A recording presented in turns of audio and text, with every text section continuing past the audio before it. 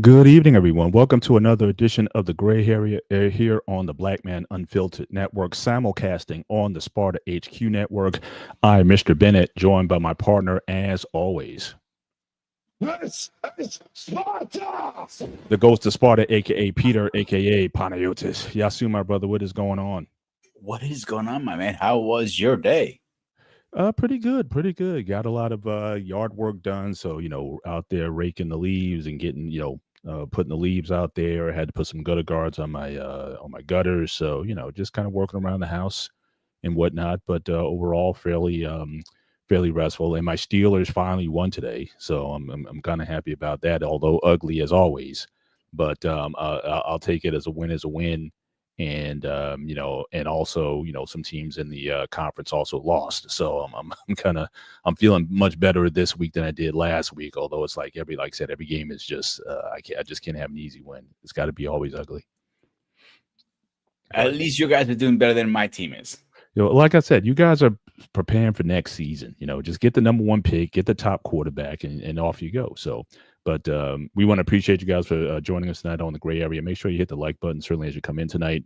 Certainly, supports the algorithms on both channels. Go over to the Sparta HQ Network, show some love over there as well. And certainly any cash apps or super chats that you want to give to the Black Man Unfiltered Network, you can certainly drop those here. You see scrolling at the bottom. So again, cash apps are always accepted here.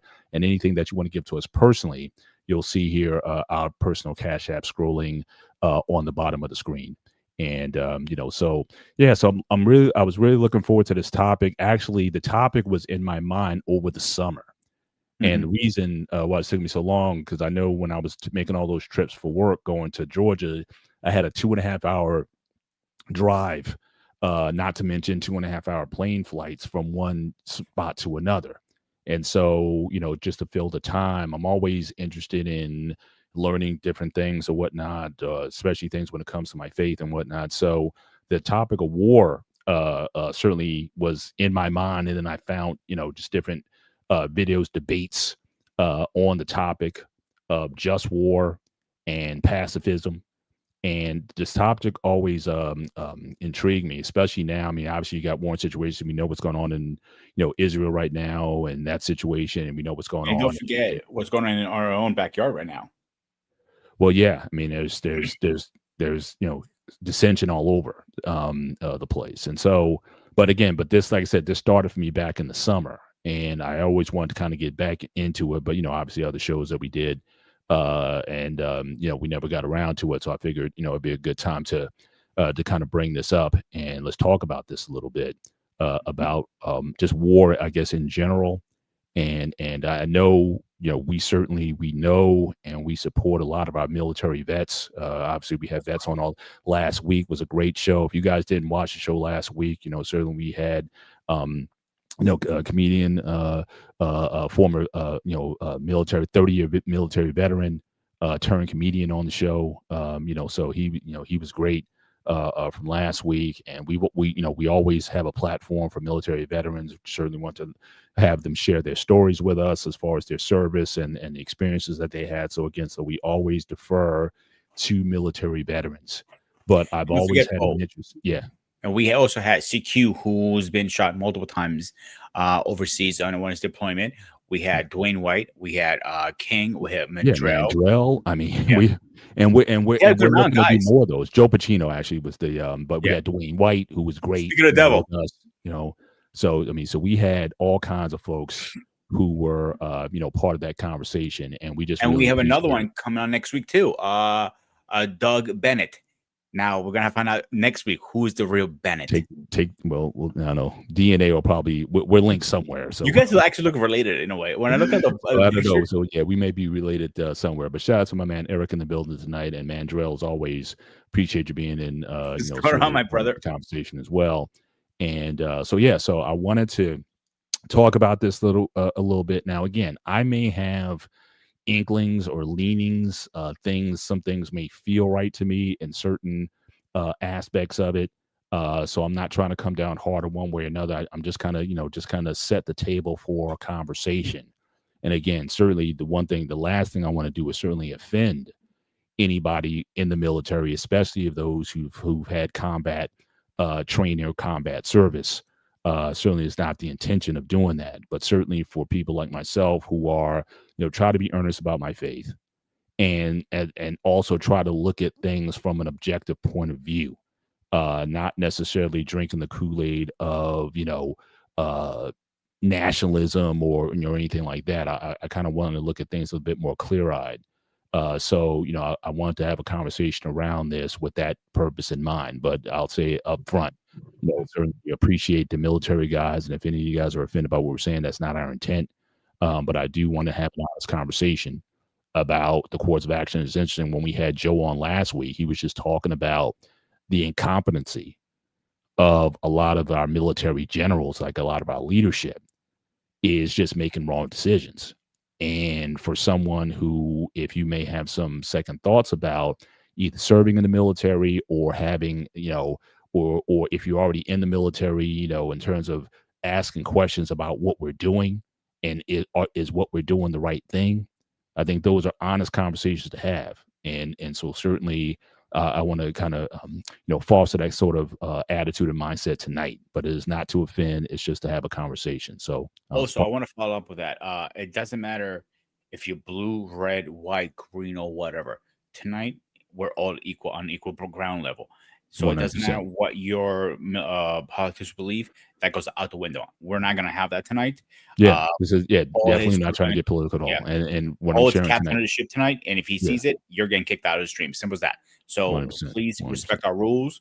And I'm asking nicely once only. Right, right.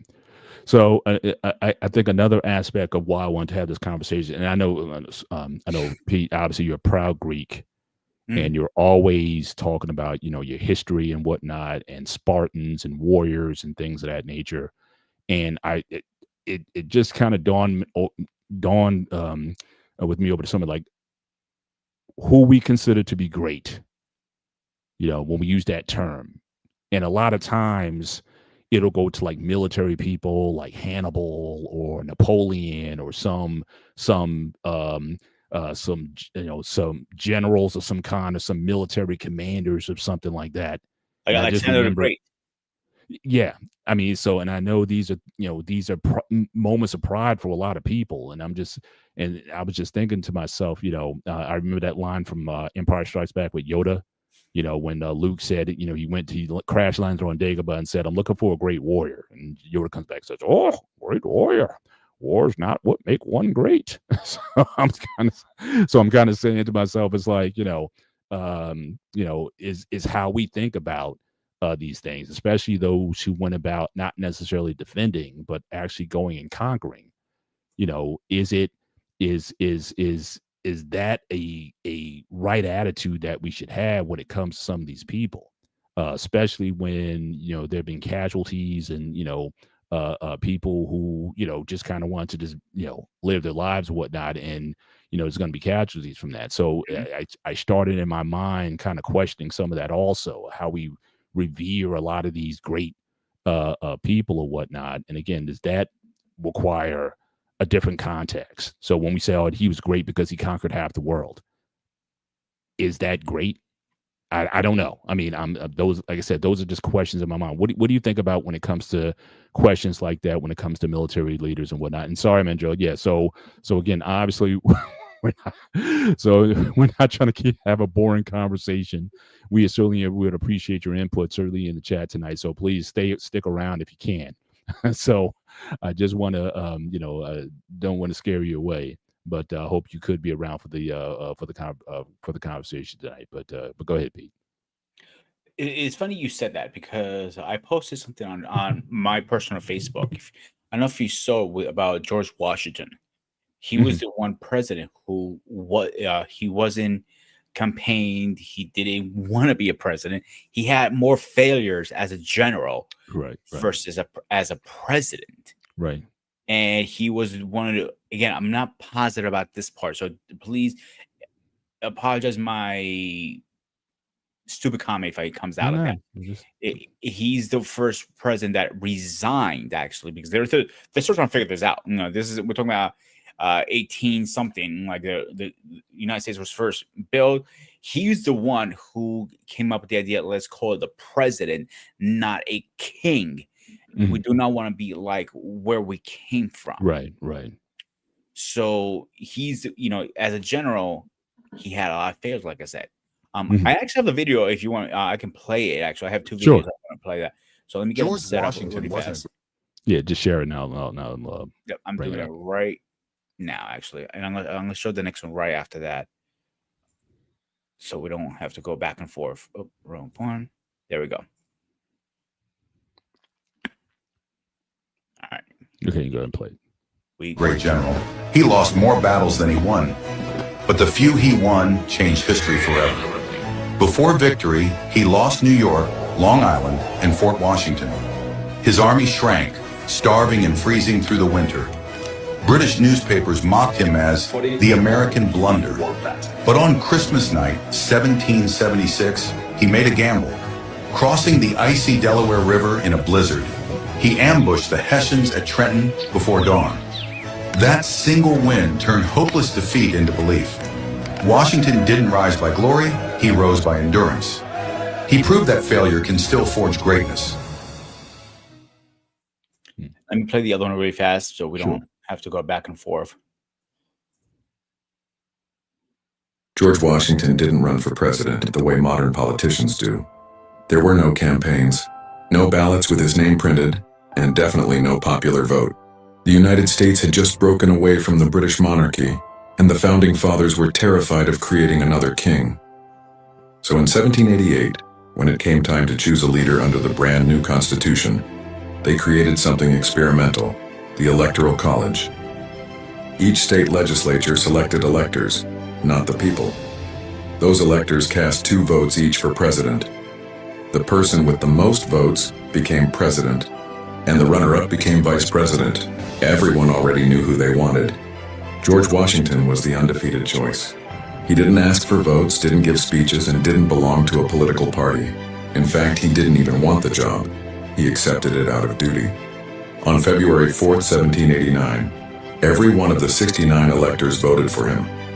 It's still the only unanimous presidential election in American history. But here's the twist.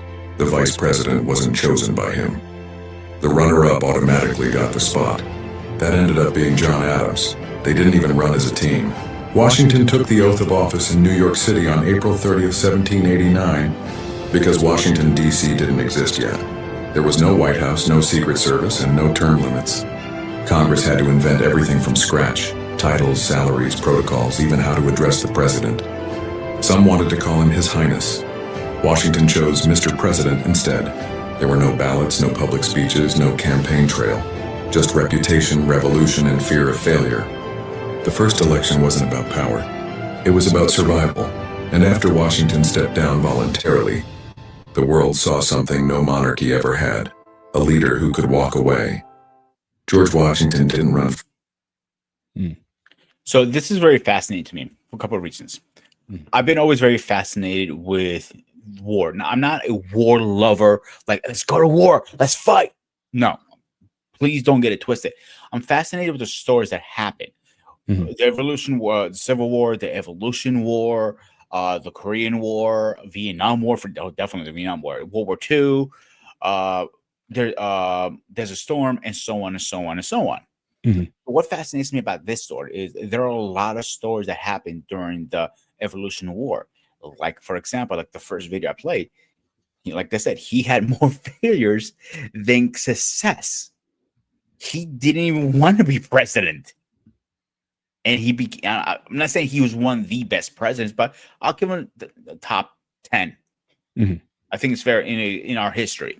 Yeah. So, but there's always more pressure on the first, because if the first doesn't succeed, unfortunately, yeah, like, okay, yeah, so it's like being the first doesn't make you the best. I mean, but it is important. It is an important step in the process. The only thing in the video that kind of, I guess, bothered me is I know there's a lot of debate today. Again, not to get overly political, about the Electoral College and the fact that it seems to favor states that have smaller populations or whatnot, and like Jersey has more Electoral College votes than a lot of these smaller states like Maine and New Hampshire and whatnot, should they have? I'll give you that. Yeah. So again, so there's some things that are there that certainly I wouldn't mind at least being investigated or explored to see how we can make a more fairer system. That where the popular vote should matter, and how many times have we seen where someone wins the popular vote in an election but still lose because of the electoral college? And so so there's some things that I would like to have a robust conversation about that, or at least have our leadership have some conversations about the fairness. Is it really fair to have an electoral college system, or should you expand the state map? So again, statehood for DC and Puerto Rico, could that help the electoral college map in terms of balancing out a bit? Possibly, but that gets into conversations that a lot of people don't want to have. But yeah, let's get into this. I have a few slides to get through, and so basically I really want to frame this conversation tonight. Again, no offense to the vets or whatever, I'm just going to go back in history a little bit and just kind of bring it forward to have a conversation. So I just want to talk about these ideas of just war theory, because I think that more times than not is supposed to sort of frame our concept of what war should be about. Like Sparta was saying, it's not about, I want to go to war, whatever, but are there just conditions where war is right? Or is it just? Is it a necessity that we have to do? And then you have other groups of people called pacifists who believe, like, who live by a code that, look, war is never justified. And so, so those people, they're part of the conversation as well.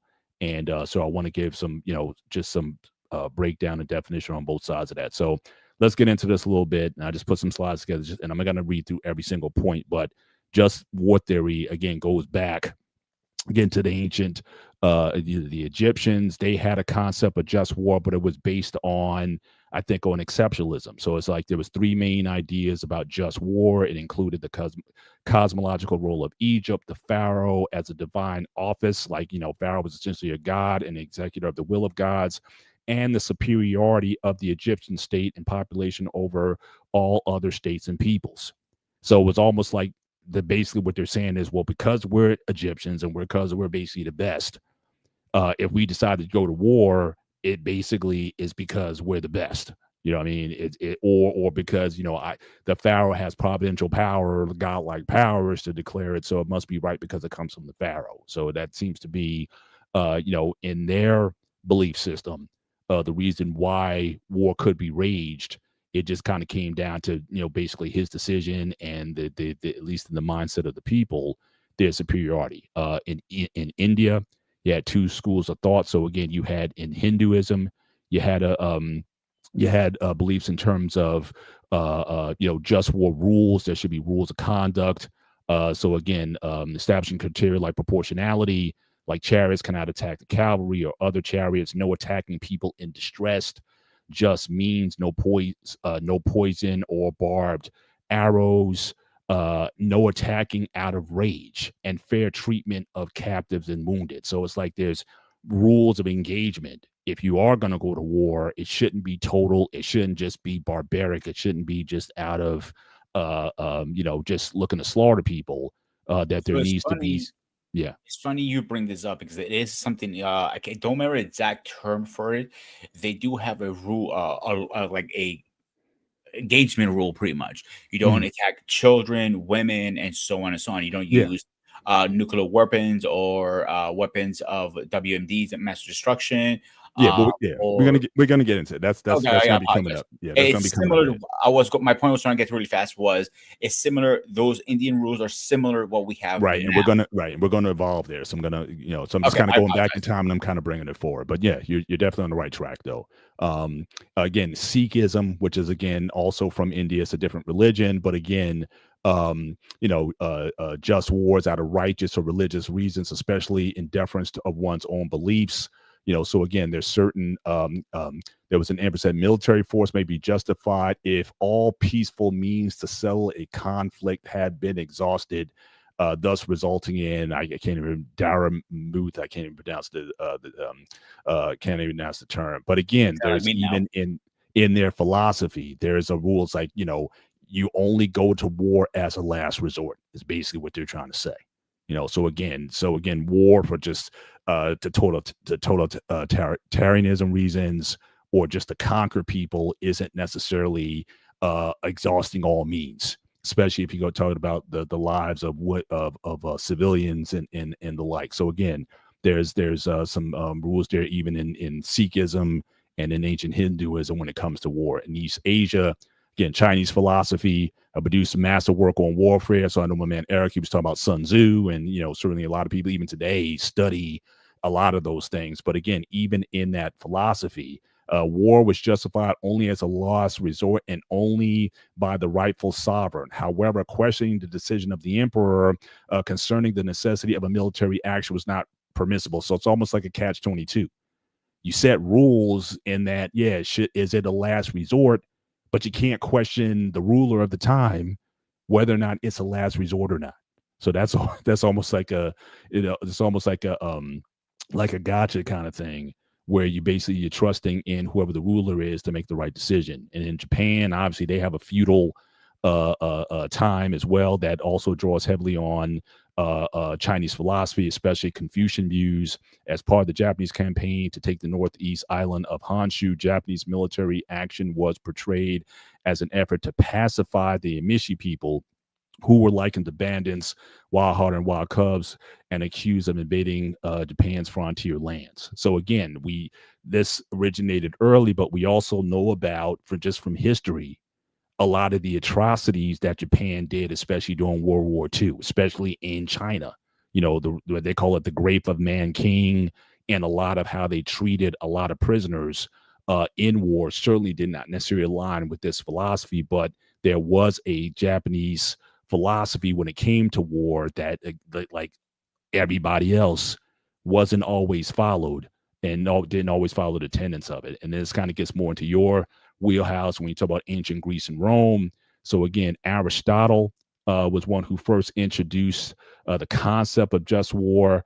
Called war a last resort, requiring conduct that would allow the restoration of peace. Aristotle argues that the cultivation of a military is necessary and good for the purposes of self-defense, not for conquering. The proper object of practicing military training that is not in order that men may enslave those who do not deserve slavery, but that in order that they may themselves avoid becoming enslaved to others. All right. And then you had a Stoic philosopher. He talked about just war could be waged solely for retribution or defense, in both cases having to be declared officially. All right. So this goes to, ancient views, ancient philosophers, and their views of war. Was it always carried out that way? Probably not. No, But at least you had touch some base on thought this one, process here. guys. Yeah. So Greece didn't become a big country, like this major country, like everybody think it was. To years later, during ancient Greece, they were pockets in Greece. Like Sparta was their own country, Athens was their own country, Crete was their own country, and so on and so on. Troa was their own country, and that's part of Greece. So they all fought each other like, yo, we want that territory because it's rich with materials, water, wood, metal, whatever the case was. So they fought over that.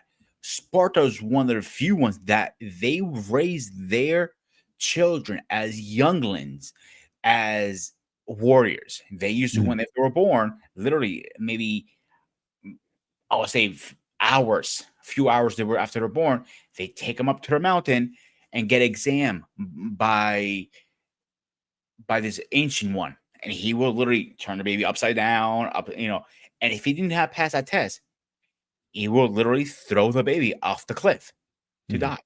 Yeah. If he did not pass the test. Right. And then when they get a certain age, I believe it was 8, am I mistaken? I got to double check. They send them to boot camp at 8 years old. And they won't come back to their at least between, I believe, 12 or 15. I can't remember the age, to be honest with you. And when they come back, they're coming back as men, not as children anymore.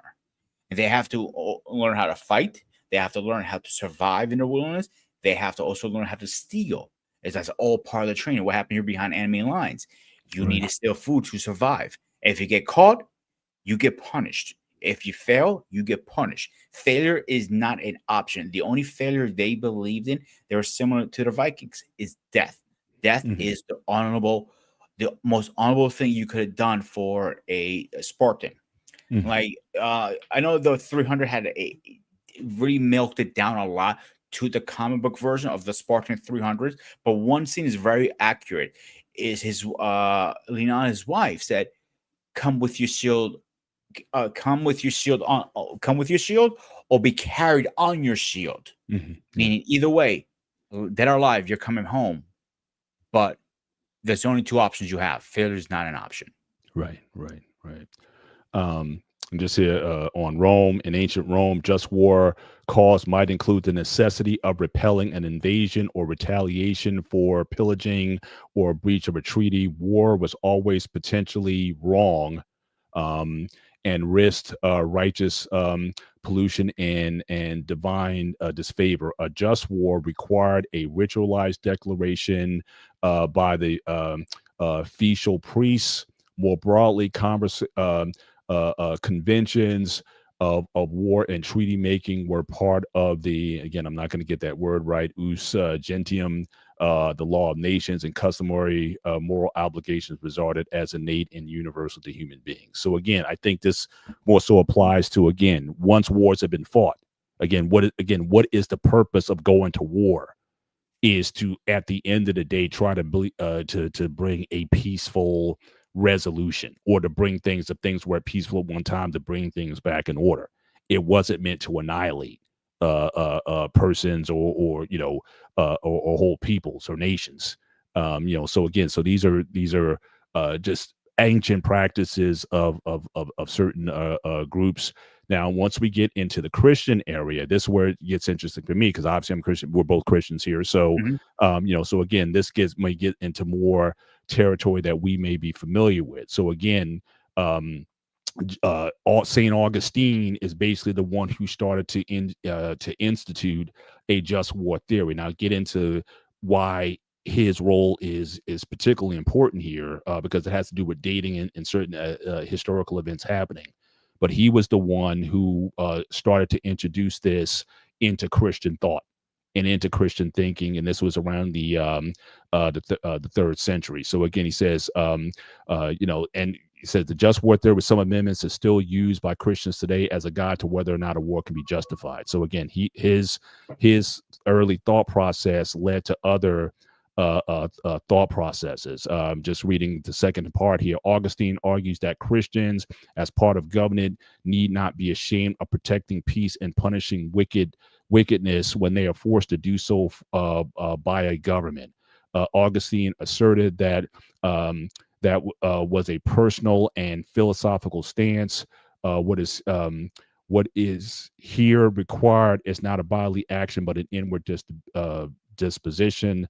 The sacred seat of virtue is the heart. So he was, but he was the one who really kicked that off. From what I understand, he even said that sometimes even torture can be justified. Again, when you're fighting a particular war, there's certain practices that need to be done. Those things kind of followed. Now, he led to another guy who's, kind of more central to the idea of just war theory, is St. Thomas Aquinas. Now, he came 1,000 years later, right? In the 13th century. He started to put together a just war theory that I think has been adopted. Certainly, I think the Catholic Church, holds to a lot of these views. Now, again, I don't know about the Greek Orthodox Church or the Orthodox Church in general.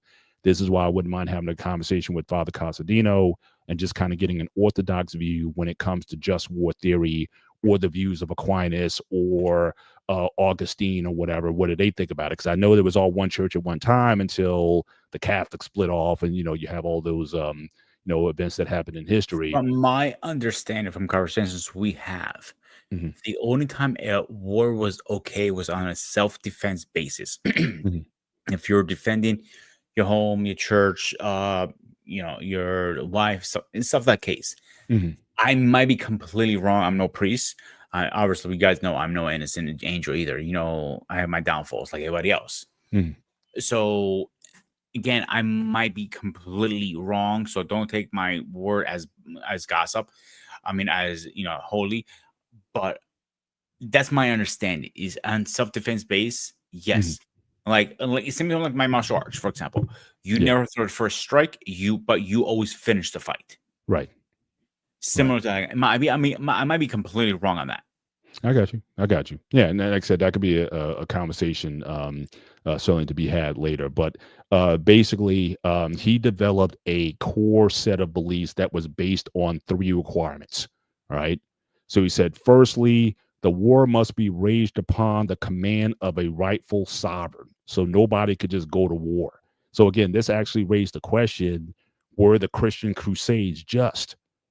Because that wasn't declared by a state. That was basically the church going to war with, I guess, the Arabs, because they saw atrocities going on, but as a state or sovereign government did not declare that. So there's a question about were the Crusades a just war, even though they believed, the church believed at the time, that it was for a just purpose. Secondly, the war needs to be waged for just cause on account of some wrong the attacked have committed. And thirdly, warriors must have the right intent, namely to promote good and to avoid evil. Now, so based on those 3 main views, he developed 8 rules when it comes to just war. So I just want to kind of go through those and look at those as so this is, again, Just War by Thomas Aquinas. 1, a just war can only be waged as a last resort. All nonviolent options must be exhausted before the use of force can be justified. All right, so that's rule number 1. And you can stop me anytime if you have a comment on any one of these. Go ahead. All right, rule number 2, a war is only just if it is waged by a legitimate authority, like, in his view, like a government, to declare war. But any kind of other group cannot declare or go to war with someone else. That it has to come from some sort of authority. Number 3, a just war can only be fought to redress a wrong suffered. For example, self-defense against an armed attack is always considered to be a just cause. So that kind of goes to what you were saying earlier about martial arts or whatever, self-defense. Those sort of beliefs are part of Thomas Aquinas's just war theory. Number 4, furthermore, a just war can only be fought with the right intentions. The only permissible objective of a just war is to redress the injury. All right. I disagree. Number 5. Yeah. Number 5. Because Oh, yeah. I disagree because, you might consider something an injury, but the other side might say it's not. That's where the back and forth, like I say, oh, I punched you in the arm. Okay, so what? You just punched me in the arm. It was a big deal. You may take that very personal. The other person might not. So that is a great topic, I believe. Yeah, definitely. Because again, it's a subjective. It's basically it's a subjective act, right? You believe that you've been, whatever injury came to you. How do you address that? But it also goes into bingo. There's another part of this, almost like a part B to this. Number 5. A war can only be just if it is fought with a reasonable chance of success. Death and injury incurred in a hopeless cause are not morally justifiable. So again, if you just fighting just for honor, even though you're going to be, taken out, I guess in his view, that's not just if you can't win it. If you're going to go in there, you need to, if you're vastly outnumbered, is it better, I guess, just simply to surrender? Or is it just, okay, we're going to just fight to the last man and be done with it, even though there's no outcome for us? That seems to be the rationale between for number 5. Number 6, the ultimate goal of a just war is to reestablish peace. More specifically, the peace established after the war must be preferable to the peace that would have prevailed if the war had not been fought. So that's, another goal of it. So again, it's not about annihilation. It's not about conquering just because, oh, they got something over there that we want, so we're just gonna go get it. You know, again, it's ultimately if blood is going to be shed, it's because there might have been a situation where there's none, and now you're just trying to get it back to where it was. Number 7.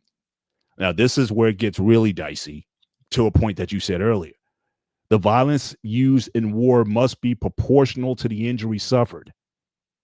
So again, if someone slaps you, you can't break their arm, or you can't beat them within an inch of their life. If you want to apply just war theory, that it should be proportional.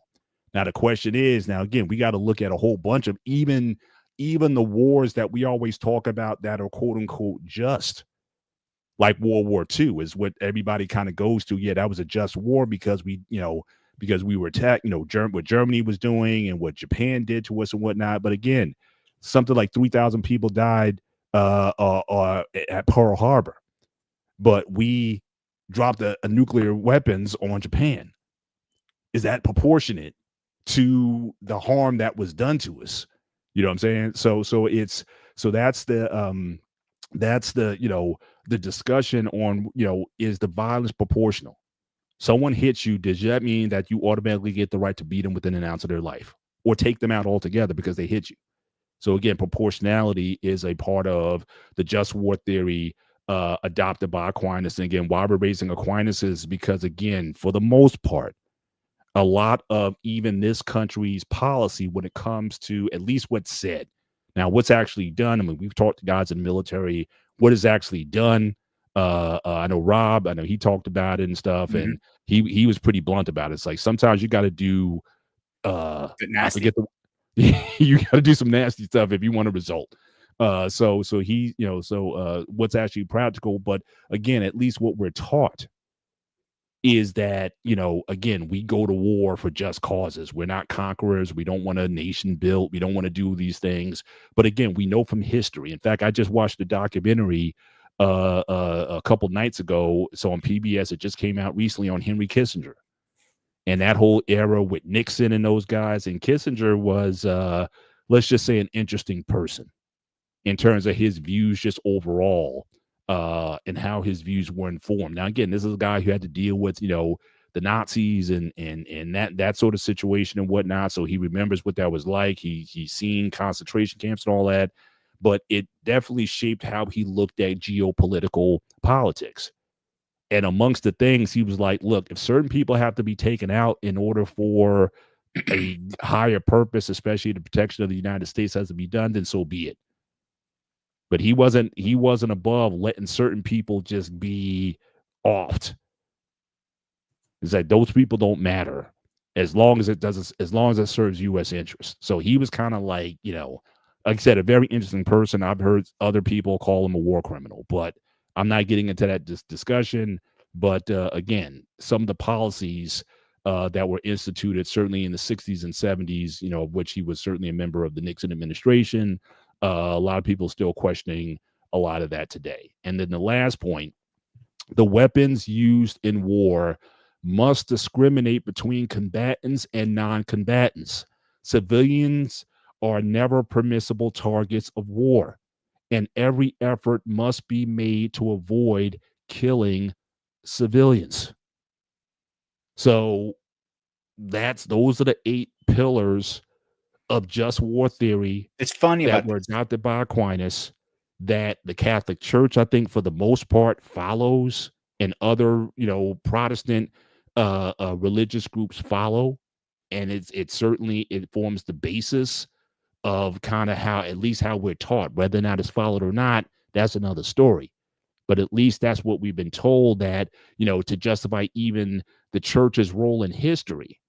When it comes to certain wars or certain interactions, how the church can then justify, a nation's actions, or where church may stand on an action, is oftentimes defined by these 8 principles.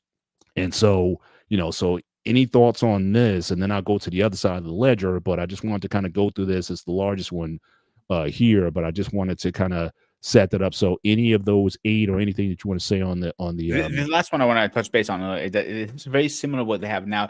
I believe it's called a Geneva Code, something Geneva. Thank you. It is very similar to the code they have now. You don't attack civilians on like stuff. Obviously, we know the current war with Russia and Ukraine, that those went out the window, and that they were attacking children, civilians. You know, they were using weapons that were banned in war. These are just rules. Nobody said they have to follow them. Think about it. Think what I'm saying. That's kind of myself. Yeah, there are rules, but we don't have to follow them. Yeah, like where does it say during a war you're going to war? Are you going to sign a piece of paper, document, like you're buying a car, for example? Okay, you're going to get the oil changed at certain miles. You're going to do this, and this, and we're going to keep our promise. We won't, go back and forth with you. Right. Nowhere in that says during war you're going to sign this document saying you cannot use a 10 millimeter bullet. You cannot use grenades or tear gas or bioweapons or whatever the case is. Tell me when they go to war, all these rules are just theories in a way. We're hoping you're going to follow these rules, right? But if you don't, okay, you're going to pay the price when you lose. We'll figure out when you lose the war. Don't worry, we'll talk about it when you lose the war or if you win the war. You get punished or not, like from the UN or whatever. I'm not sure who punishes who will break the rules. Yeah.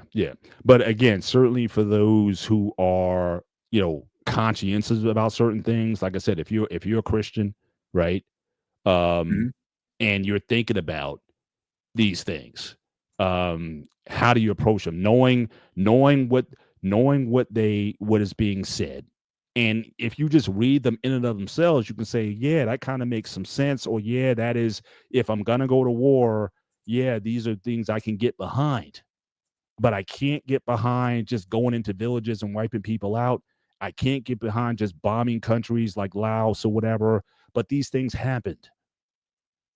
And so how am I, as a person who's got to fire these shots or drop those bombs or do those things, how do I justify that in my I mean, yes, there's theories and there's actions that states have, but then I have a conscience as well.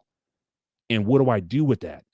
The guys who dropped the Enola Gay that dropped the bomb on Hiroshima, and then the one that came after Fukushima, I gotta in my mind, I gotta justify that.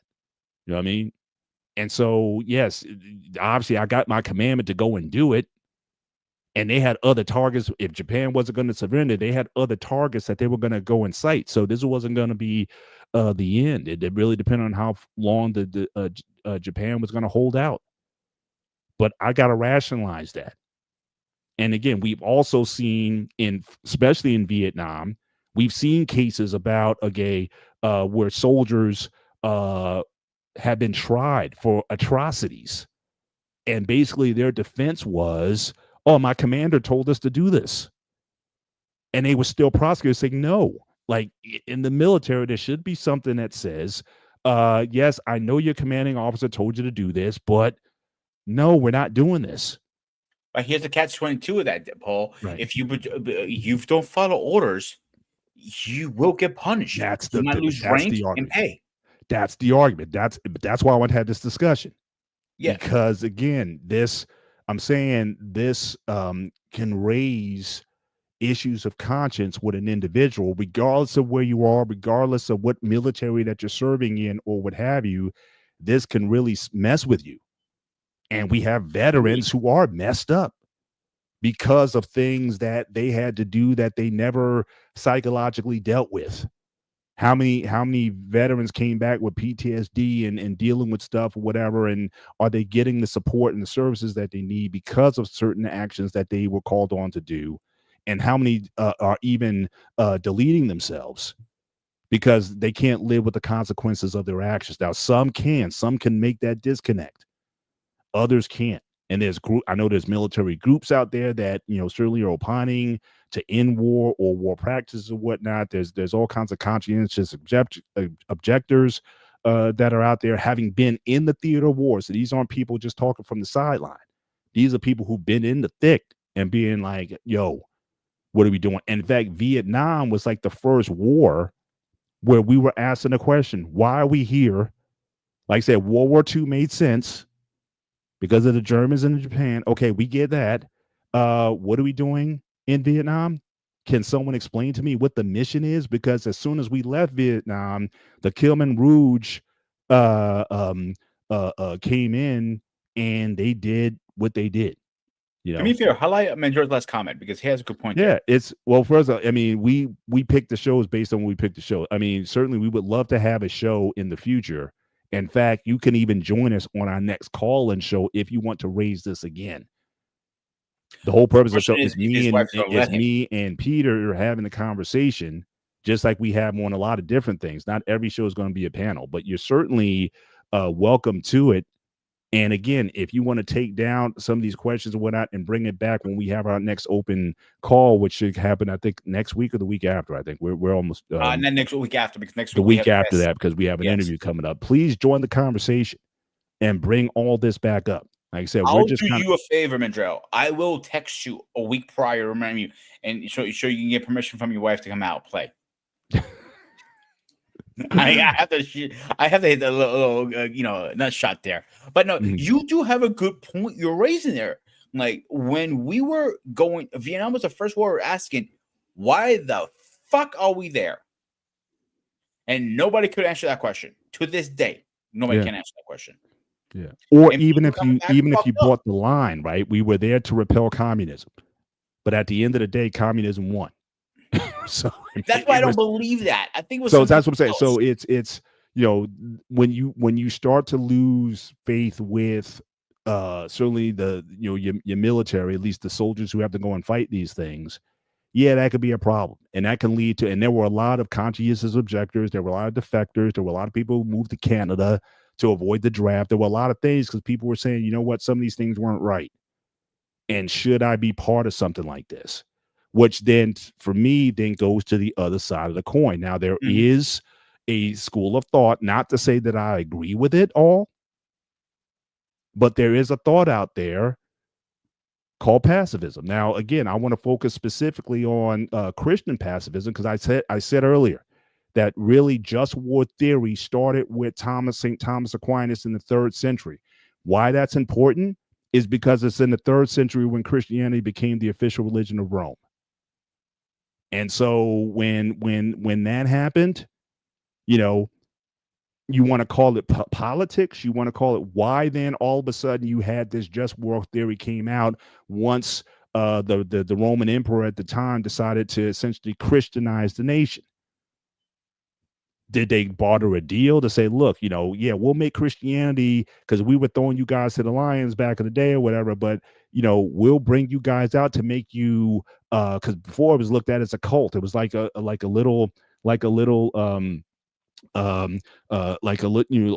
group or whatever, but now we'll legitimize you. But if we legitimize you, then you got to give us something back. And you got to basically say, okay, it's okay for us to go when we go in wars and we conquer stuff or whatever, then we say, okay, well, it's okay to do it in certain circumstances.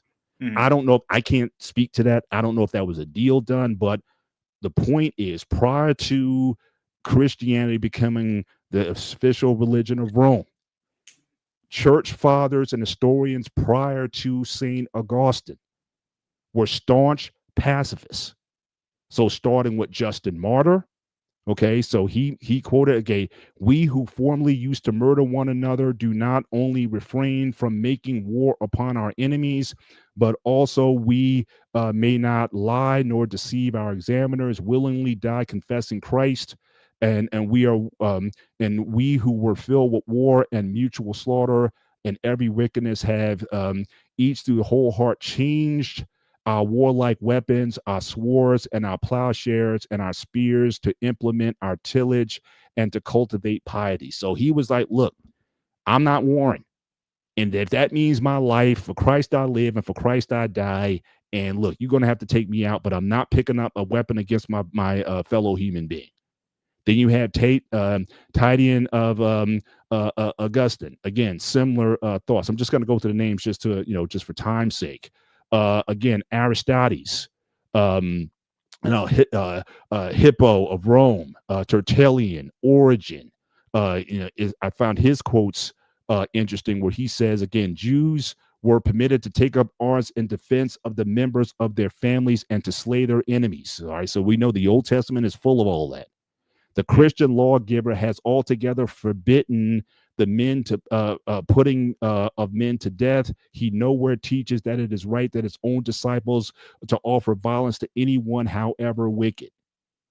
So you had some early, and this is why I wanted to again have the conversation with your father Costadino on get an orthodox view, because again, all of these guys, they were all kind of on the bandwagon before the Catholics branched off. So how much do they follow these guys or this train of thought, or they're more in the Augustinian line of thinking? I don't know. That's where I'd like to find out. But I just I'm saying this to say, all the saints, what I know with the Orthodox Church, that has never mentioned any of them say they picked up the sword and they went to war, or they picked up a weapon, or said, "Hey, go kill these people." There was the opposite. They set their hands in the air. Listen, I'm not fighting. And they end up getting murdered or crucified in some shape, way, or form. So, again, I'm not no expert. So take that with a grain of salt, what I'm saying. Right. I'm pretty sure Father Costadino is going to agree, and most of our saints have not ever picked up a weapon and go to war. Mm-hmm. Because even when I look at the icons in my church, the only icons that have any type of shape or form is Archangel Michael with the sword, because he's a archangel, and everybody knows Archangel Michael is the one who always fought right hand side of God. So and Gabriel, that's only two icons in the whole church that has any type of weapon in their hands. Everybody else is usually a cross and a Bible in their hands. Yeah. And like I said, so these early guys, they were like, look, I'm not joining. In fact, again, you had Tertullian. He wouldn't even offer, if you were a soldier in the military, you couldn't even take sacraments because you were engaged in a practice that went, in his view, against when Jesus said turn the other cheek or what have you. Like, they took that stuff like seriously. You know what I mean?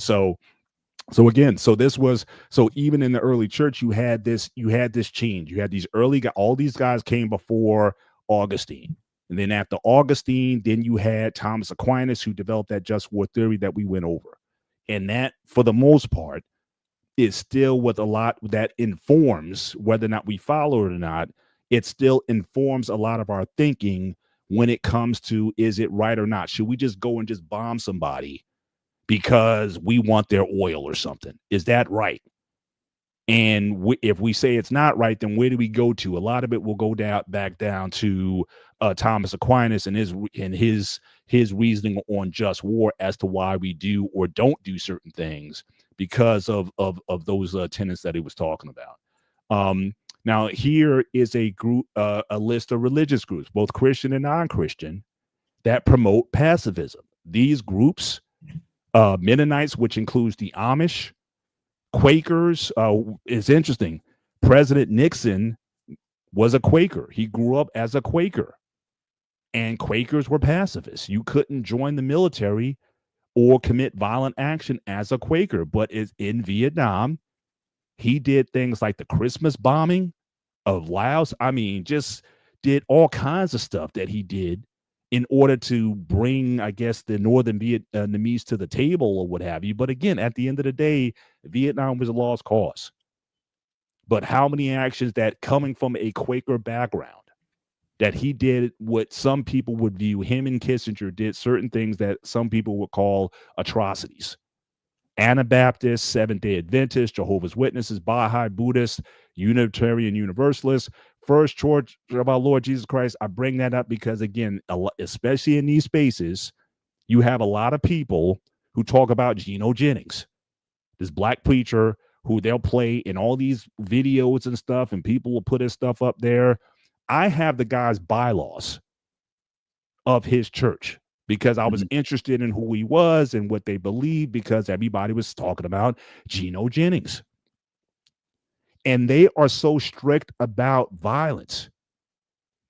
If you're a member of his church or series of churches, you can't even own a gun. Not only you can't own a gun, you cannot work for a place or be in a vehicle that's transporting guns. So again, they are very much pacifist. The Nation of Islam is mostly pacifist. They don't allow their members to join the military. So you have a lot of religions groups that have these conditions where it's like it goes against their conscience. I mean, we all know about Muhammad Ali. He said, "I'm not going into another area to bomb other people when the country that I live in, I don't even get rights. I don't even get rights as a human being in my own country. Yet you want to send me halfway around the world." He had the famous quote. I won't repeat it. He said, "No Viet Cong ever called me the N-word." And he got suspended. We all know 3 years he couldn't fight, but he won his case in the Supreme Court because he declared himself as a conscientious objector to the Vietnam War. And so again, we see Buddhists, we see other. It's not just a Christian thing, but you have other groups who are just not committed to war or warfare.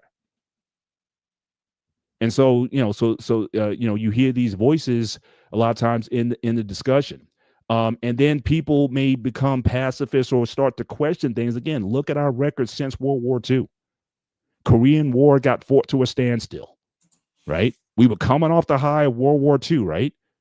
But we got North Korea, South Korea. We got the 38th parallel. That's still today, 70 years later. It's still there. Vietnam, we lost it. Khmer Rouge came in right after that, and boom, that was it. Iraq War II with Bush, we found that. We deposed Saddam, but we found that they weren't even responsible for it. And we all know about Afghanistan. We pulled out, but there was no clear victory. The Russians were in Afghanistan for 20 years, got nothing out of it. Then we decided to go and thought we could do better, and we got nothing out of it. So do me a favor, highlight the last 3 comments of Mandrell. So you had some very good point there. There's the one. I have a hard time answering this question personally. Mm-hmm. Maybe you have something a little better, because I can't answer this comfortably because I don't have too much information on that off my head right now. Okay. All right. So for the first one, again, I would go back to the writings of let me go back if I can to what this I think it was Origin who said that. Origin. Basically he's saying, look, it's a new day. Right? It's like, back in the day, Jews, Old Testament, it was all full of blood and guts and violence and wars and all that kind of stuff. But for the Christian person, that stuff should not exist. And some people follow that to the T. It's like, the old ways of, God was a God of war, now it's a God of peace. And Jesus never said, now some people may argue. It said Jesus said, God's go in the last days going to get rough, go buy a sword. So I said, well, if he said go buy a sword, then he must have been down with war. But also, Jesus said, right before he got crucified, I can't command 1,000 legions of angels. If he wanted to, I'm going to. Yeah. And so he went with the peace route. Yeah. And for a lot of his followers, they were like, well, look, he didn't go to war. I'm not going to war. And so for a lot of those religious groups that I listed earlier, the Mennonites and Anabaptists and whatnot, the Quakers, they kind of follow that. And so it's definitely something there. So for some people, they would say, well, again, Christianity is not Judaism. And for those who would still want, and I see a lot of that today, that where you have a lot of Christian people saying, we need to kind of go back to the old Jewish ways or something like that. And some people are like, no, we are not of that ilk. So, so this is why, why I won't go to war, or I'm not going to use the Old Testament as a reason or justification to go to war because I'm not part of the Old Testament. Mm-hmm. Now he also says this is why I'm a Stoic and not a Christian. Okay, I can appreciate that. Again, Mandrell grew up as a Seventh-day Adventist, and people wonder why I left. So again, I understand that. As far as what changed his mind, I say yes. or he just a new way of doing things. And people say, well, God doesn't change his mind. Again, it's a new covenant or it's a new testament for a reason. And so, again, the way things were done in the past doesn't necessarily mean it's going to be the way of the future. In the Old Testament, how you got redemption was by slaughtering bulls and goats. You don't do that in the New Testament. So he also he did purify the earth with flooding the earth with all the evil, with Noah's Ark. And that's a reboot. Right. And it depends what you believe. If you, I've been having this debate with Father Casadino for a while now, and I personally think the second coming of Christ is coming a lot closer to our lifetime than we think. And that's a whole different show, a different conversation, obviously. Yeah. But again, but it's interesting. But the questions Mandrell asking, I appreciate what he's saying. Oh, I respect what he's saying. And I'm not saying one way. Now, I may lean more non-war, whatever, just my own personal, at least the way I'm thinking about it. Am I thinking, is there no case where you go to war? No, I'm not saying that. But what I am saying is just based on the screen that we're seeing here, we got to start asking ourselves some questions about if this is the current state of what we've been doing, how many lives have been lost, how much money's being spent, and is this really what we need to be about or what we need to be doing? I think that's a fair and honest question to ask, especially in these times when we're seeing some people say defeat after defeat after defeat, or we're spending all this time and treasure and we're not getting a whole lot for it. So here's one thing I want to say in Manjuro's defense, CQ's defense, Rob's defense, even King's defense. A lot of people who have seen combat, actually I can't count King because he never saw combat, but people who have seen combat usually question about what God does. Because when you see these horrible things and horrible things you got to do just to survive, just to come back to your loved ones and bring your teammates, your unit, your squad, whatever back, you got to do some fucked up shit. And if you're not a little fucked up in the head coming back, then you're not human. And I do understand where Major is coming from as a veteran. And, and definitely his level of veteran, he was just like a foot soldier, he was a Green Beret. So he's some crazy shit. So again, I do understand where he's coming from. Yeah, and the question that he's asking here. So if God changed his mind and needs to do a reboot, then how is he perfect? That's a religious question. That's a philosophical question. That's something we can entertain in another show. I don't even know if I'm qualified to answer that question, but I can share my view on it. But that's a serious question. But it's certainly for those, if you are of faith, these are questions that I'm sure you have to ask yourself.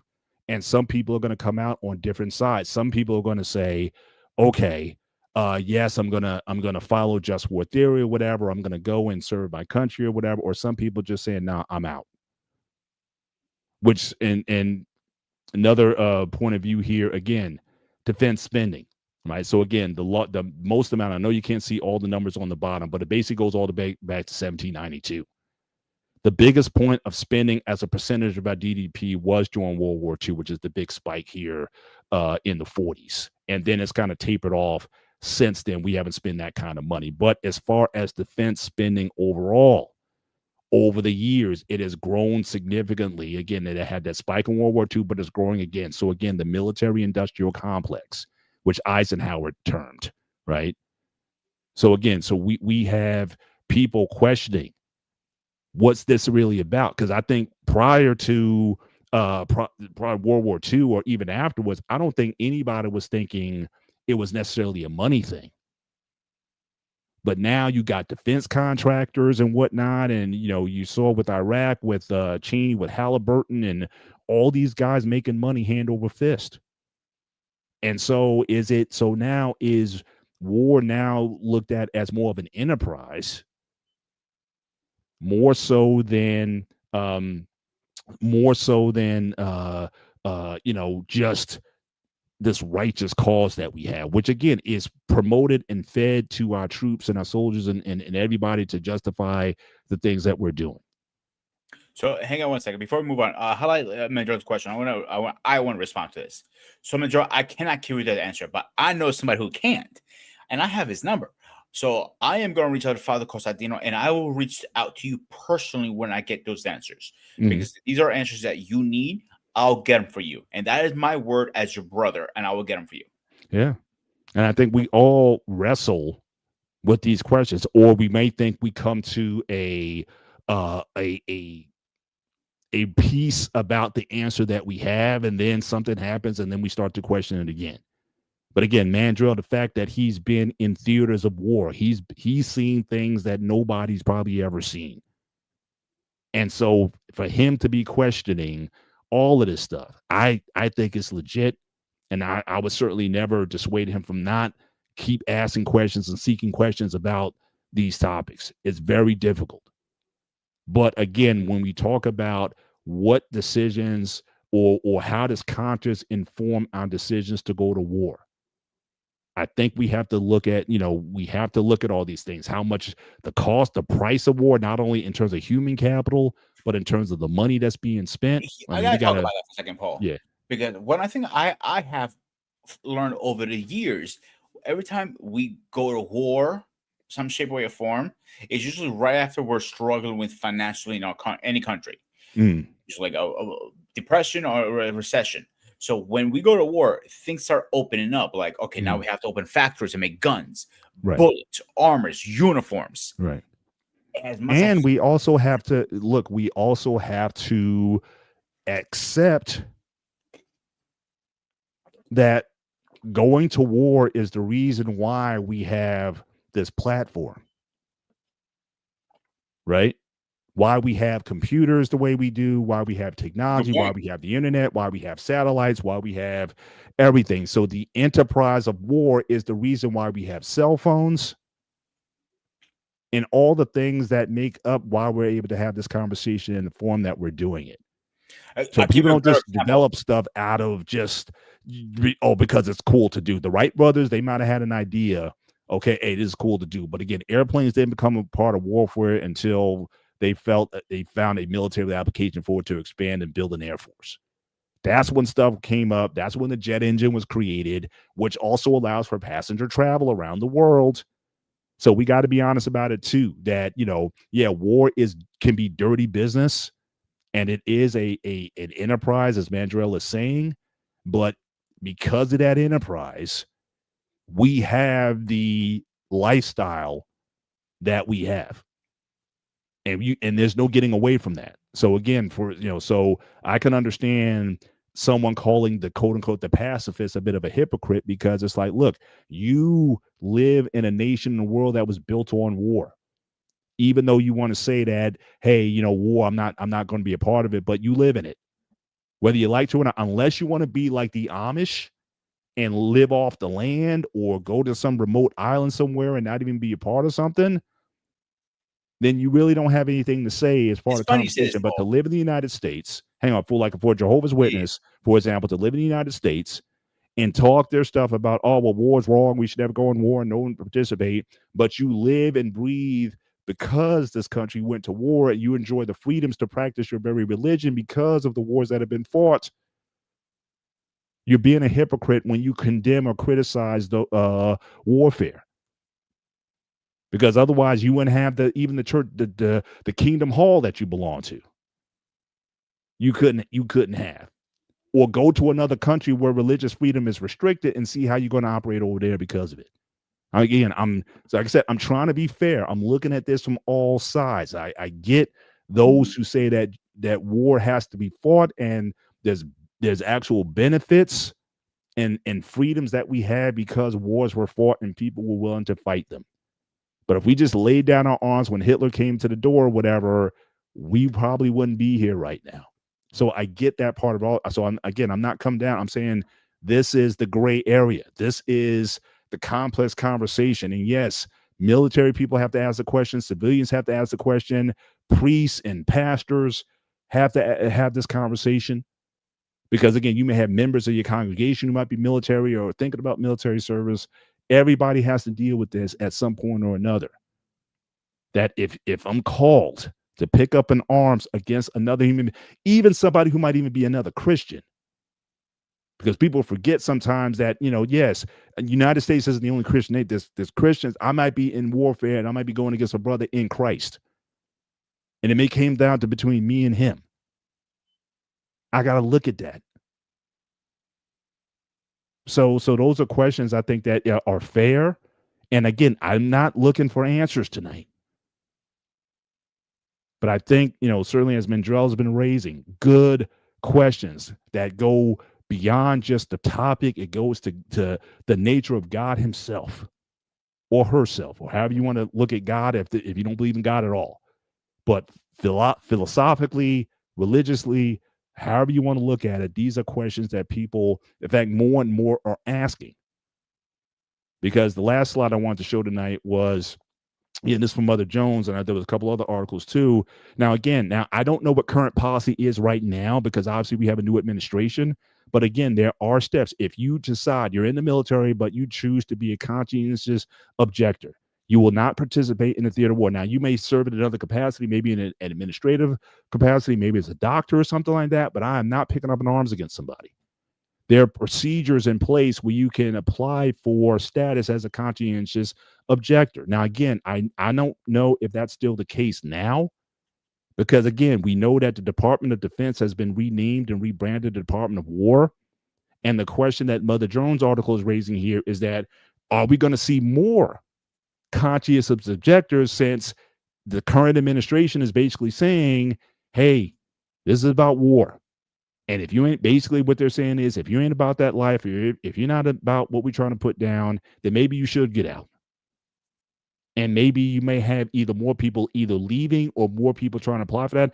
I don't even know if they even will keep this in play to say, can you be a conscientious objector, at least in this current military?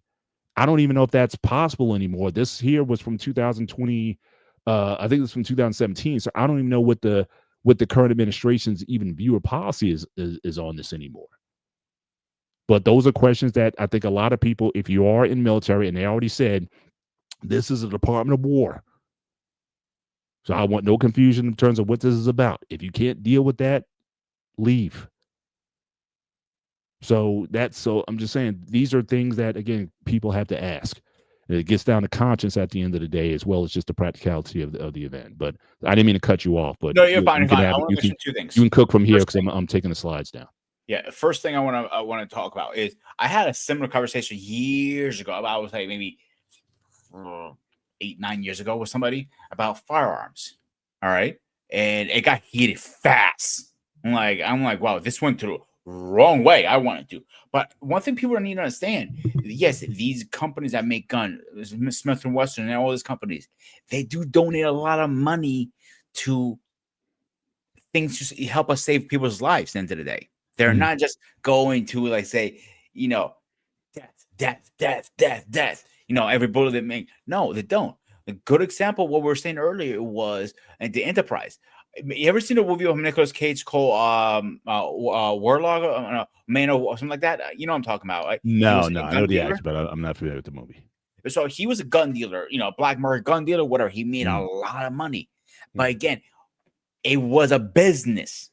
And people try to put him in jail because he made money of guns that were left behind during all wars. It was an opportunity. He made money. It was a business. And they beat the guy wrong for that. I'm sorry.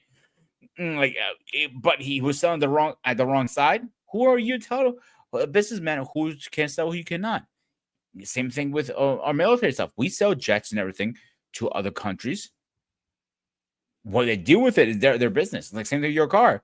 If you take your car and you ran somebody over, that becomes a weapon. If you don't, that's up to after you sign the paperwork, the dealership doesn't really care what you do with the car, as long as you. Well, but that's the question. Like, when we sell arms to a nation and we know what they do with it, like, again, look at what's happening now in the Middle East, right? And we're seeing, again, I don't want to get so, far into this, and again, YouTube and all that stuff or whatever. But again, we know where some of our arms, and we know what it's doing. You know that ahead of time. So again, does that then make it? Do we just wash our hands of it to say, well, look, they do what they want? Is it just business? And at what point, when does business become, because I mean, a lot of people, the mob says they're just a business. Yeah. so it's so every funny so again, it's Manjoris mentioned this. This is my next thing I want to bring up. It was a movie called Hackjaw Revolution with this gentleman, Danos Ross. He was, again, Manjor, please correct me in the comments if I'm wrong. He was the last army personnel that was not able to use a firearm because he refused during World War II because he was very religious. He wanted to be a medic, and they told him, like, the guys beat him up. Pretty much, they tuned him up. I think that was called Cold Red back then. Or something like that. I'm not sure. So, from my knowledge, again, I'm not in the service. I have a lot of respect for the service. I have a lot of knowledge for the service because I wanted to be in the service when I was younger, and I still think it's very fascinating. Again, Major, please correct me if I'm wrong in the comment. He was the last person in the United States that did not pick up a firearm and went to war. Everybody, from medics to even priests, they have to learn to use a firearm to protect themselves. Yeah, every man's a fight, especially in the Marines. Every man's a fighting man. Doesn't matter if you're a cook. We had Bossman on here, for example. Yeah. And he said it. Every Marine is first a rifleman, then a whatever, cook, medic, chef, whatever it is. Yeah. And I believe, again, Major, please correct me in the comments, that goes across the board everywhere. From Army to Marines to Navy to Air Force, you become a soldier first. Let's get that through everybody's head. You're a soldier first. You're not Paul Bennett. I'll use you as an example, Paul. You're not. You go off the sitter number that's been given to you by whatever your son, it is. That's your military ID number. That's who you are now for the next 4 to 8 years. You become a soldier. And unfortunately, I hate to say this, but first thing you learn is how to kill, where to shoot, where not to shoot. Yeah.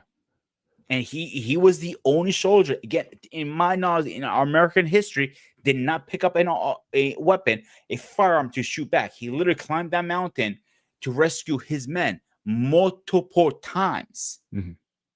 I think he saved his whole unit, if I'm not mistaken.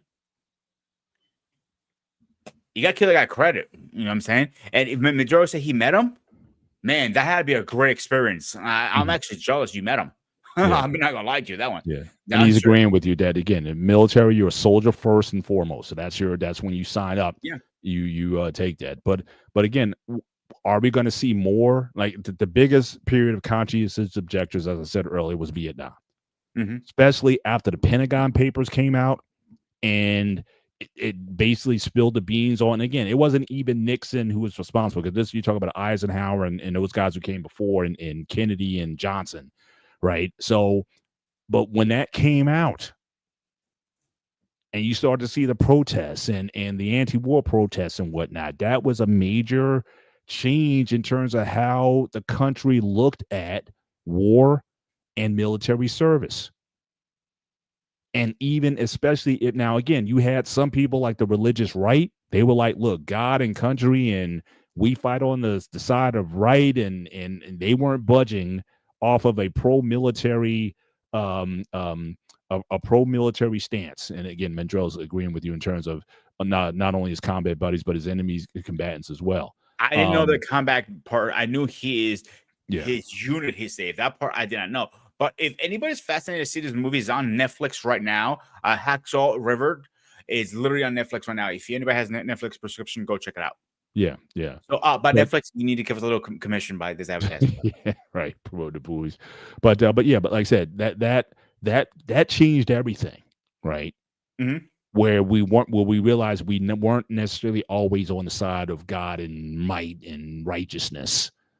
But that was a big thing promoted during World War II. We're fighting for God Almighty, and we're on the side of justice. And we got the spiel, we got the speech. And then Vietnam came, and people were like, what the heck? And that changed everything. That really, the generational divide really became split at that time. Because again, you had all those moms and dads who were alive and maybe served in World War II, and they had their kids who were like, I'm not going to Vietnam. So you had families broken up. over, over that particular theater of war. So yeah. So for a lot of people that a lot of people, they bounced. And like I said, you have religious groups that have a longstanding tradition. Not only do they not serve in the military, that they're not allowed to own a firearm. Some may make an exception if you only use it for hunting to get food for yourself. That's like the only reason why you should have a rifle. But you should not have a stockpile of handguns and all these other military weapons or whatever that, that a lot of people tend to have. And so you have, hey, shout out to Lady Navoa in the chat tonight. It's good to have you here. Hopefully you're enjoying the topic on the show. But yeah, these are, like I said, I didn't have this conversation to have an answer, but I wanted to have this conversation simply for that, to have a conversation. And I know people are going to be, pulling one way or the other. If you're hardcore military, do or die, semper fi, all the things and gung ho and whatnot, I appreciate that. But for those who are saying, no, I'm not even going to pick up a firearm, or I'm not even going to own a firearm, I appreciate that as well.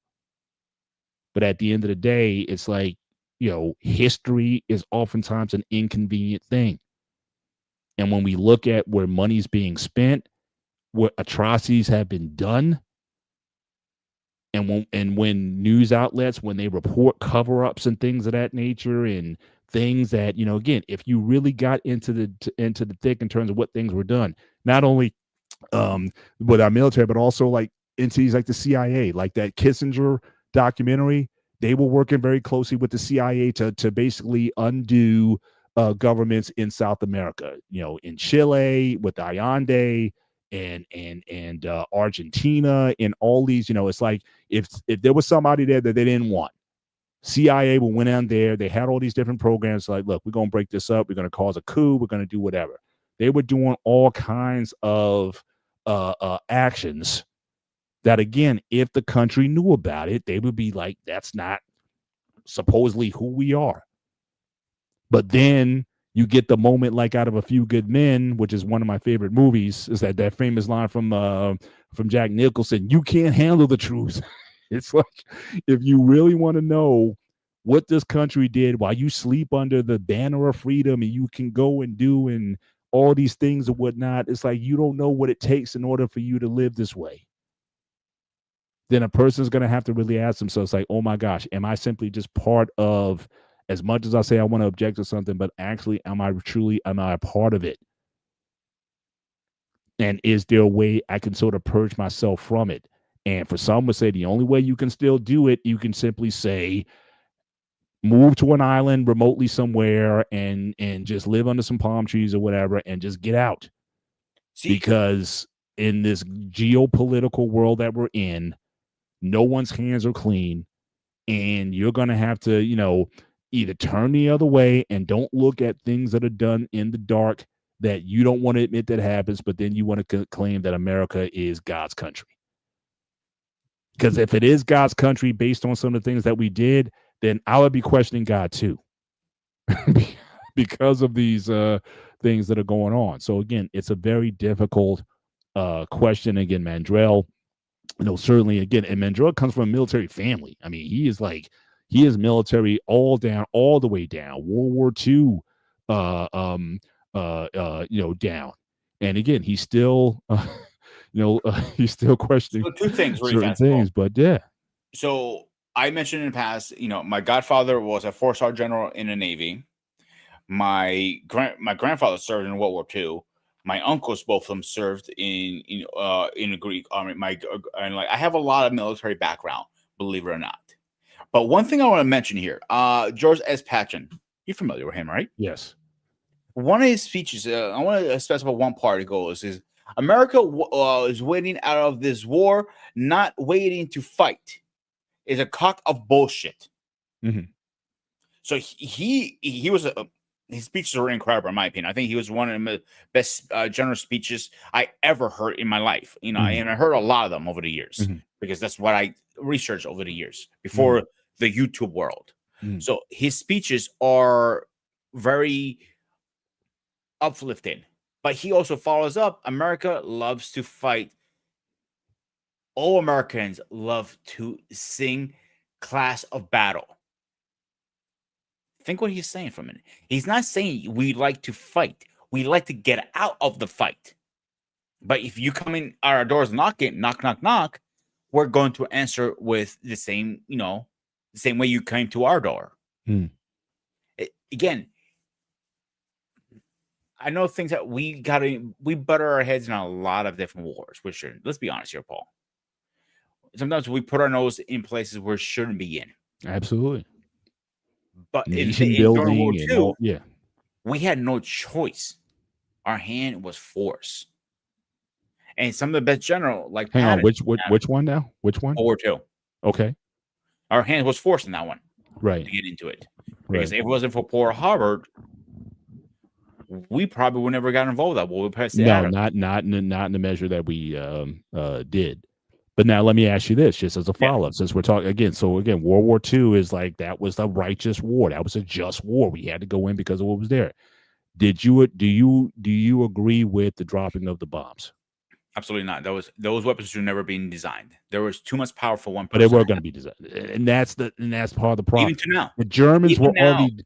What's that? Even now, even our current president wants those weapons retested and make sure they're functional. Yeah. We're asking for trouble in here. You put it in the public. It's different if you do it behind closed fucking doors. I'll give him that.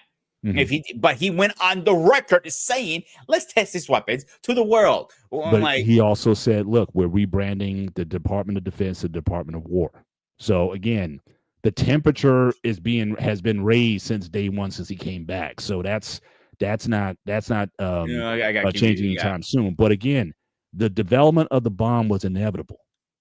And this is a question also that people have to ask themselves. It's like, because again, it was Einstein who wrote Roosevelt and basically told him, look, the Germans are working on this stuff, because prior to Oppenheimer, we didn't have a nuclear physics department at any university in the United States. He was the first one to bring a nuclear physics department to the United States. What's that? Wasn't the bomb built in Manhattan? No, it's called the Manhattan Project. It was a code name. It was developed in like Arizona in the okay. For some reason, I thought it started in New York and I moved to Arizona. No, it never started in New York. It's just a code name for the. I was wrong on that. For the event, but again, Einstein wrote Roosevelt and said, "Look, German scientists right now. So this is the rise of the Nazis, and you got these German scientists, and they've cracked nuclear fission and nuclear fusion, and they're looking to weaponize this stuff. You better get your act together and get some people on this, otherwise they will." And so, and even then, like I said, we didn't have the personnel. In fact, a lot of those scientists, when World War II broke out, it allowed them, because a lot of them were Jewish. So it allowed for those people to come to the United States. So a lot of those early people who were Teller and all those guys, they were all German scientists. And they basically brought the knowledge to the United States that was woefully behind at the time when it came to nuclear technology or that kind of science. And so so that was going to be inevitable. But the question is, okay, yes, we got there first. Okay, we developed the first test of it, but should we have dropped them? I don't know the answer to that. Again, on a couple days of the week, I'll say yes, because, they say it ended the war. Even though technically more people died from the firebombing of Tokyo and other cities in Japan from the firebombings, the napalm firebombings, than the bombs that the nuclear weapons did. That's a fact, just based on the number of deaths. 150,000 people died in Tokyo because of the firebombings. So, and people argue that, again, if Japan's mindset was we're going to fight to the last man, if the dropping the bombs, if that meant that it ended the war faster, then it was the right thing to do. But then some people say we could have got the same terms or whatever without it, or just if we did a test of it, that would have been enough to convince them. But, again, people debate that all the time in terms of, would the Japanese have surrendered without it? That conversation has been going on for 80 years. And we just celebrated never going to get the answer to that. We just celebrated the 80th anniversary a couple months ago. So again, every time there's like a August 6th or whatever, every time this comes up, there's always like a moment in history where they say, on August 6th, we dropped the first atomic bomb, and everyone wants to visit the discussion.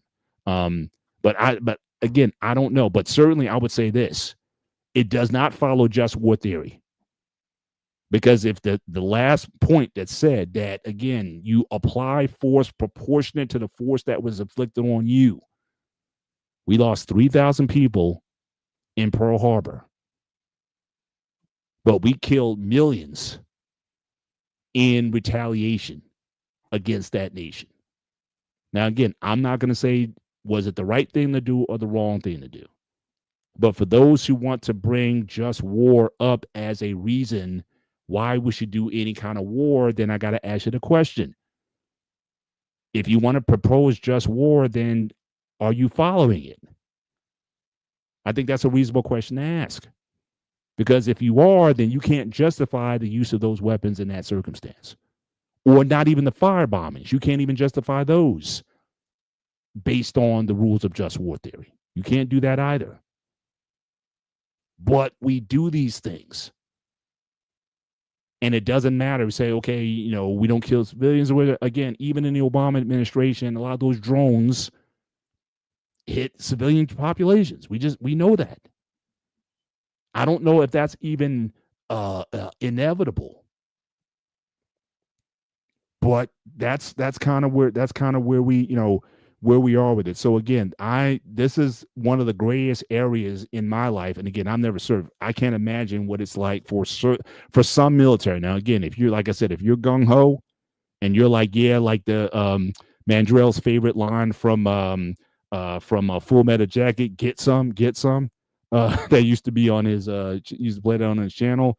You could be one of those guys. I can't, look, I can't help you then, But some people, they're like, yeah, bring it on. I love the smell of napalm in the morning. If you're that kind of guy or person, then hey, you're all in, and you're just looking to just blow some stuff up. That's on you. But for others who may, try to have a more peaceful life, they may choose other options. And so I can, so I said, but I can rock with. I'm not against the pacifist. Nor am I against the person who applies just war, or even if you go beyond that. But these are questions that more and more people are asking, especially in the age of technology, especially now when people are starting to ask questions. Why are we here? Or how much are we spending this much, and you got people who can't get their food stamps? What are we doing? The public is asking these questions. And I think that, we can't run away from from having these. So it's going to get into these areas. Again, are we doing the right things? Or am I going to take a position? I'm out. So that's kind of where it is. I mean, you can follow up there. We got about 15 minutes left in the show. Certainly we appreciate the folks coming in tonight. Again, make sure you hit the like button, certainly as you come in. And again, we like I said, we personally appreciate our vets. So again, Mandrell, I hadn't seen my guy Anton tonight, but I know he's former military. JT, all our guys. So interesting how many guys who are military. Certainly that we have the privilege to build relationship with and have fellowship with in this even space. On my side stuff too. So yeah. So again, I am not trying to crap on our military or the guys who had the guts to sign up for anything.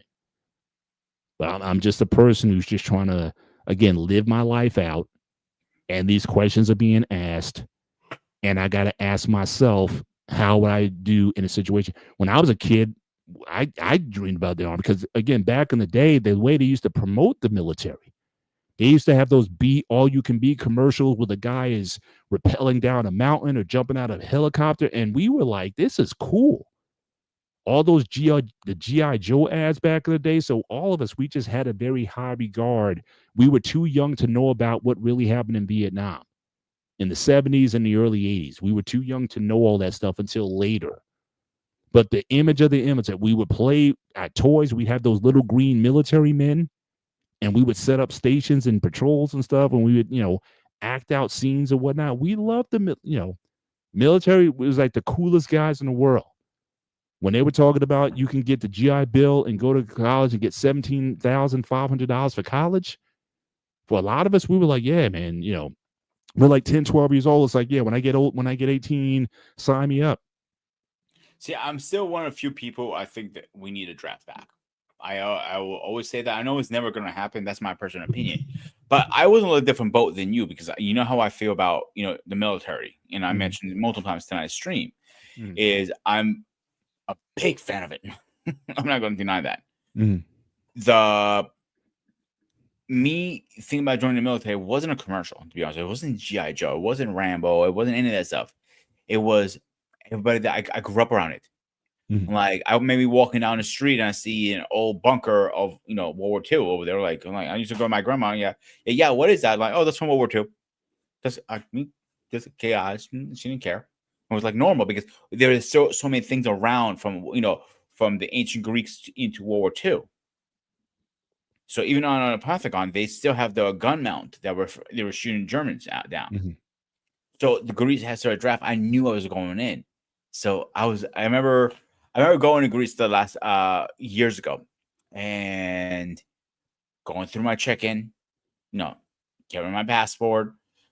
The officer goes, my system's not letting you clear. I don't know why. So he gets his commanding officer. He goes, I got to talk to you in the office. I'm like, okay. I didn't do anything wrong. My mom follows me in. So what the fuck is going on with my son? He goes, you skipped the draft. I'm like, draft? I'm like, oh. And like, I said, oh. My mom looked at me. I looked at her. I go, cool. She slapped me over the fucking head with that one. That one actually hurt. You skip the drafts. No drafts. What you talking about? Greece, did you register? What's that? Oh, in Greece. Okay. Yeah, wait, I was leaving Greece to come back to the States. Oh, okay. Vacation. So what was your What was your citizenship status? Were you dual? I got dual. Then? I got dual. So even if you're dual citizenship, you still have to absolutely. Okay, I'm just asking. Yeah. I don't know. No, I know. I'm saying I'm explaining to you. I'm not saying you're saying anything wrong. Absolutely, you have to. It's no choice. It doesn't matter if let's say you move to Greece right now. You probably be out the age limit, but you're still gonna have to serve something. You know what I'm saying? Right. Like you'll be peeling potatoes most likely. You know what I'm saying? Right. You're gonna go through boot camp, and then the rest of the time you're gonna peel potatoes. You're not gonna send you to protect the borders, because the whippersnappers are gonna be outrunning you. No offense, and that. That's fine. But again, in your physique, you probably outrun them. I mean, I'm outlift them though. But most of them are smokers, so you might have an upper edge there. Maybe. So the draft is still a big effect. I see military people walking around in their uniforms, and I'm like, that is cool. And my mom looked at me like, I can't fucking win with you. I never can win with you. And like, that's why I've been on multiple bases through family members in Greece. And like, to me, it was like walking on base, like it was nothing, because I had, my friend is visiting, or my cousin is visiting, or my aunt, my mom, or so whatever, you know what I'm saying? Yeah. So it was nothing, it was normal for me. So me going to the military was like excitement. I couldn't wait till I turned 18 until they picked my ass up. And my mom was fearing that day like it was no tomorrow. And she don't like, even when I said I was going to join the military here, she goes, oh shit, here we go again. I'm like, she can never fucking get away with it. And I tell kids these days, like, listen, if you don't want a big ass bill for college, join the military. And like, right. I have friends of mine who are nurses. Right. Well, it's interesting now. Like I said, I'm just curious about what's going to be the state of promotion of it now, because like I said, I mean, it got to a point where military service was everything about war, anything but war. I am sorry. It was about going to college. They're even trying to recruit like hackers and gamers because the stuff is there, or cyber. Like the army ad was promoting cyber, right? So again, it's like you're not going after the typical grunt guy's going to be soldier. But again, I'm just wondering if that's going to change now, where they like, look, we want a fighting person's army, and we want soldiers. We don't want hackers. We don't want people. We want people who want to fight. I don't know what the status that's going to be in the future, but I was literally speaking to a draft sergeant the other day. He was drafting in people with like a good friend of mine, and the conversation went the opposite way that I thought it was going to go, not in a bad way. And we both agreed one thing, and like today's military are a bunch of pussies. Simple as that. I'm like, back in the day, and Majority's going to back me up on this one. They used to give you a card, right? And when you get there, you make a phone call. It was like 4 or 5 lines saying, "Hey, my name is, this is Mr. Loriches. I have arrived. I am safe. Goodbye." Click. Now, hey, I just got here. What's going on? I'm looking at the fucking few of my friends, their kids got drafted. Just went. I'm like, are they fucking serious? They like have their cell phones. You can get a waiver, have a beard. You get a waiver for this, a waiver for that. Literally, I know a friend of mine. Her son has chronic asthma. I'm saying serious, bad fucking asthma. And guess what? He got a waiver to get into the Navy. Yeah. The Navy, I'm old people. Okay, Air Force, maybe I can see that passing. But you need to fucking be able to hold your breath for a long fucking time under that water if you go through the water training. We don't want to trip Mandrill off because you know how he feels about the Navy and all these other branches. We don't want to get Mandrill upset. I'm not going to say the N word then. The Navy. I'm not going to say the CO word. Some other branch of the 16. But my point is trying to get to is very weak now. They take anybody right now. I remember early 2000s. You're right. They were recruiting people with this is when I was coming out of high school. And the first thing, how you go to games? And they went to me like, I'm pretty good. Why? They hand me a Corolla. Like, the fucking supposed to do with this? They looked at each other like, you're supposed to play with it. With what? They put me in front of a PlayStation and goes, they see how good you are. Okay. I'm like, you're pretty good, actually. Not as good as we want to, but pretty good. Yeah. Yeah. So, Mandrill, he's co-signed. Yeah. Back in the day, they called, you read from the script or whatever, click, hang up, and that was it. So that's it. And people think I'm talking out my ass. I'm not, actually. It's legit. And I know one of my coworkers, her son is going in. And when I was telling her the other day, she was getting fucking mad. I go, no, don't get mad. And she, the argument, if he was a little smarter, he can go to the Air Force. They only take smart people. Like, it doesn't matter how smart you are. They still need people to fuel the trucks. They need people to be grunts still. And as long as he passes the ASVAB, I think it's like 32% he needs to pass. He can get in any branch he wants, except the Marines. That's 35%. I believe you have to get in that. Except they changed the number since years ago. But my point for sure, trying to get to is you can get in any branch you want, but there are always waivers now. Back in the day, it wasn't any waivers. Mandrill time, it was no waivers. CQ's time, no waivers. King's the pick King, so I'm not going to use that example. But my point is trying to it's a catch-22, right? I mean, you almost want, like I said, people who don't want to be like, if that's what you want people who are physically fit and willing to comply with stuff. You want to kind of get those people out. If you want to sign a waiver, I would rather you sign a waiver and get out versus me having to trust you in the field of battle or whatnot. And you're either going to be a deserter or you're going to be something else or whatever. So again, if you're not the one, that's the only reason why. Now, again, I go back and forth on the draft. I wouldn't mind the draft if it feeds into like how things used to be in terms of physical fitness. So I know we've all seen those videos of the 60s high school where the guys are training like what gym class used to be like. And the reason it was that way was because you were grooming people for the draft, right? Especially in the 60s and whatnot. So again, you had these fit guys doing drills. They were climbing the ropes. They were jumping over barricades. They were doing all kinds of calisthenics and whatnot. I remember gym class for me. We used to have these military setups. We do jumping jacks and burpees, and you had to do it to a cadence and all those kind of things. So towards an extent, I wouldn't mind the draft because I think it gives you some discipline and some structure. But at the same time, if you're talking about who do you want as far as part of your fighting force, I don't think a lot of these folks today will even make the cut. And if you're going to be somebody who's like, look, I need a waiver because I got asthma, I'm like, fine, get out. Do your 1 year of basic training or whatever, 18 months or whatever, and then get out. Because again, I don't want to have to trust you in the field and you're But going to here's get what's wrong, Paul. asthma attack or something. But those guys who have asthma, you can make them cooks. You can make them mechanics. There are a lot of jobs in the military. They're not non-combatant jobs too. Mhm. They're like those guys who can combat. Put them in the combat if that's what the job, what they score, score on their test. But it whatever. didn't need to be that way because but you can't do it. If you're saying every man or woman is a fighting person, that you're a soldier first, I agree on that. Yes. then they got to pass that. I'm saying if they can't pass being a soldier first, then get them out. Oh, yeah. I totally understand that. I totally agree with that. Yeah. I'm not disagreeing, but I'm saying if they somehow pass that boot camp part of it, Right. and they still have asthma, make them a chef, make them a mechanic.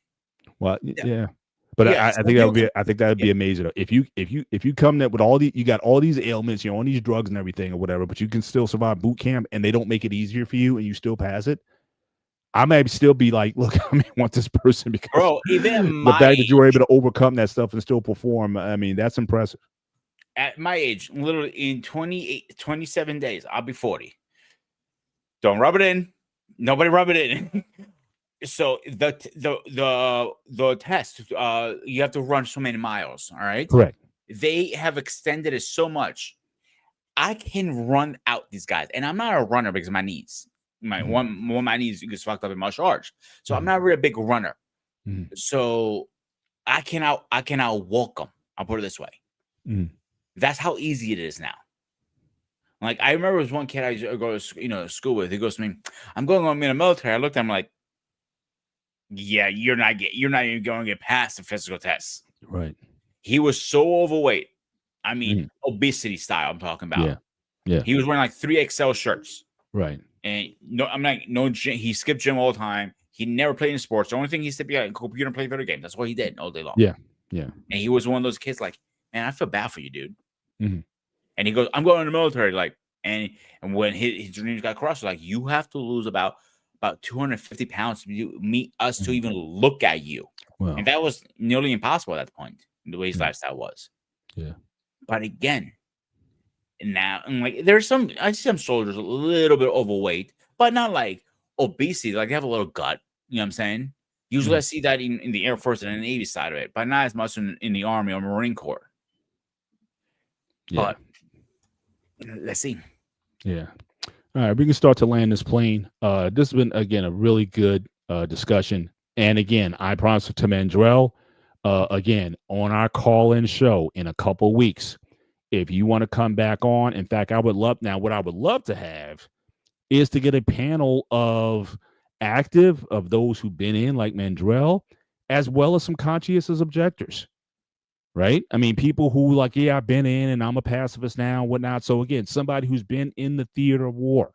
Because again, it's easy for me and Pete to go back and say, or get on our high horse and say, oh yeah, war is wrong, or just that and the third, or whatever. It's easy for, I don't think that's a fair conversation.